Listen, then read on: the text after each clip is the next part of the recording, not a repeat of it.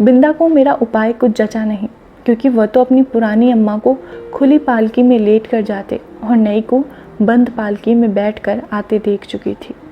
अतः किसी को भी पदच्युत करना उसके लिए कठिन था। पर उसकी कथा से मेरा मन तो सचमुच आकुल हो उठा। अतः उसी रात को मैंने माँ से बहुत अनुनय पूर्वक कहा, तुम कभी तारा न बनना, चाहे भगवान कितना ही चमकीला तारा बनावे। माँ बेचारी मेरी विचित्र मुद्रा पर विस्मित होकर कुछ बोल भी ना पाई थी कि मैंने अकुंठित भाव से अपना आशय प्रकट कर दिया। नहीं तो पंडिताइन चाची जैसी नई अम्मा पालकी में बैठकर आ जाएगी और फिर मेरा दूध, बिस्किट, जलेबी सब बंद हो जाएगा और मुझे बिंदा बनना पड़ेगा। माँ का उत्तर तो मुझे स्मरण नहीं, पर इतना याद है कि उस रात उसकी धोती का छोर मुट्ठी में दबाकर ही मैं सो पाई थी। बिंदा के अपराध तो मेरे लिए अज्ञात थे, पर पंडिताइन चाची के न्यायालय से मिलने वाले दंड के सब रूपों से मैं परिचित हो चुकी थी। गर्मी की दोपहर में मैंने बिंदा को आंगन की जलती धरती पर बार बार पैर उठाते और रखते हुए घंटों खड़े देखा था। चौके के खंभे से दिन दिन भर बंधा पाया था और भूर से मुरझाए मुख के साथ पैरों नई अम्मा और खटोले में सोते मोहन पर पंखा झलते देखा था। उसे अपराध का ही नहीं, अपराध के अभाव का भी दंड सहना पड़ता था। इसी से पंडित जी की थाली में पंडिताइन चाची का ही काला मोटा और घुंघराला बाल निकलने पर भी दंड बिंदा को मिला। उसके छोटे छोटे हाथों से धुल ना सकने वाले उलझे तेलहीन बाल भी अपने स्वाभाविक भूरेपन और कोमलता के कारण मुझे बड़े अच्छे लगते थे। जब पंडिताइन चाची की कैंची ने उन्हें कूड़े के ढेर पर बिखरा कर उनके स्थान को बिल्ली की काली धरिया जैसी रेखाओं से भर दिया तो मुझे रुलाई आने लगी।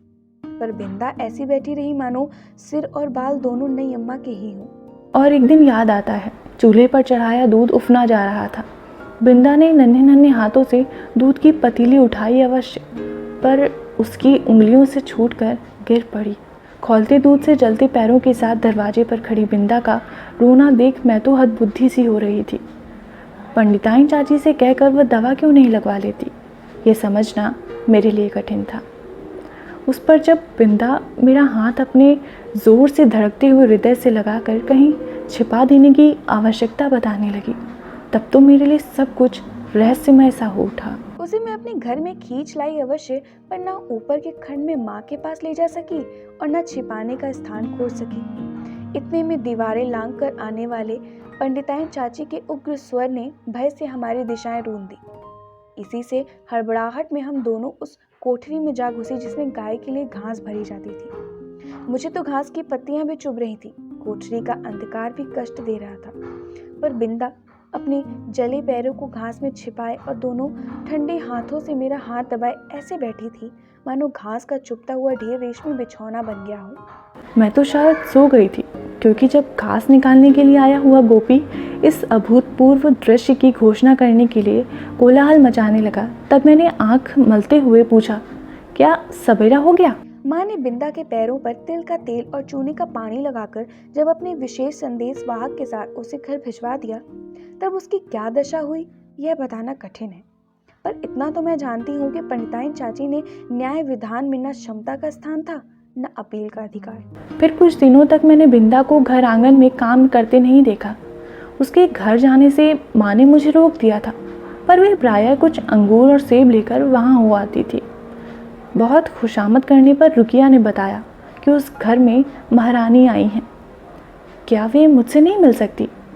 पूछने पर वह मुंह में कपड़ा ठूंस कर हंसने लगी। जब मेरे मन का कोई समाधान ना हो सका, तब मैं एक दिन दोपहर को सभी की आंख बचाकर बिंदा के घर पहुंची। नीचे के सुनसान खंड में बिंदा अकेली एक खाट पर पड़ी थी। आंखें गड्ढे में धंस गई थी, मुख दानों से भरकर न जाने कैसा हो गया था और मैली सी चादर के नीचे छिपा शरीर बिछौने से भिन्न ही नहीं जान पड़ता था। डॉक्टर, दवा की शीशियाँ, सिर पर हाथ फेरती हुई माँ और बिछौने के चारों चक्कर काटते हुए बाबूजी के बिना भी बीमारी का अस्तित्व है, यह मैं नहीं जानती थी। इसी से उस अकेली बिंदा के पास खड़ी होकर मैं चकित सी चारों ओर देखती रह गई। बिंदा ने ही कुछ संकेत और कुछ अस्पष्ट शब्दों से बताया कि नई अम्मा मोहन के साथ ऊपर खंड में रहती हैं। शायद चेचक के डर से सवेरे शाम बरौनी आकर उसका काम कर जाती है। फिर तो बिंदा को देखना संभव ना हो सका, क्योंकि मेरी इस आज्ञा उल्लंघन से माँ बहुत चिंतित हो उठी थी। एक दिन सवेरे ही रुकिया ने उनसे न जाने क्या कहा कि वे रामायण बंद कर बार बार आंखें पोंछती हुई बिंदा के घर चल दी। जाते जाते वे मुझे बाहर न निकलने का आदेश देना नहीं भूली थी। इसी से इधर उधर से झांक कर देखना आवश्यक हो गया। रुकिया मेरे लिए त्रिकालदर्शी से कम न थी, परंतु वह विशेष अनुनय विनय के बिना कुछ बताती ही नहीं थी और उससे अनुनय विनय करना मेरे आत्मसम्मान के विरुद्ध पड़ता था। अतः खिड़की से झांक कर मैं बिंदा के दरवाजे पर जमा हुए आदमियों के अतिरिक्त और कुछ न देख सकी और इस प्रकार की भीड़ से विवाह और बारात का जो संबंध है उसे मैं नहीं जानती थी। तब क्या उस घर में विवाह हो रहा है, और हो रहा है तो किसका? आदि प्रश्न से मेरी बुद्धि की परीक्षा लेने लगी। पंडित जी का विवाह तो तब होगा जब दूसरी पंडिताइन चाची भी मरकर तारा बन जाएंगी और बैठ न सकने वाले मोहन का विवाह संभव नहीं।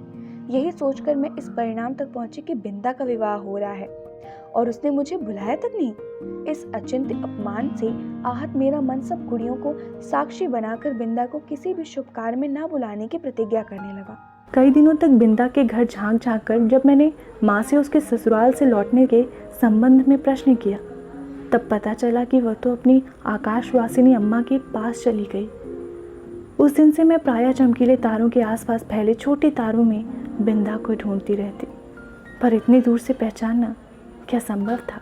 तब से कितना समय बीत चुका है, पर बिंदा और उसकी नई अम्मा की कहानी शेष नहीं हुई। कभी हो सकेगी या नहीं, इसे कौन बता सकता है।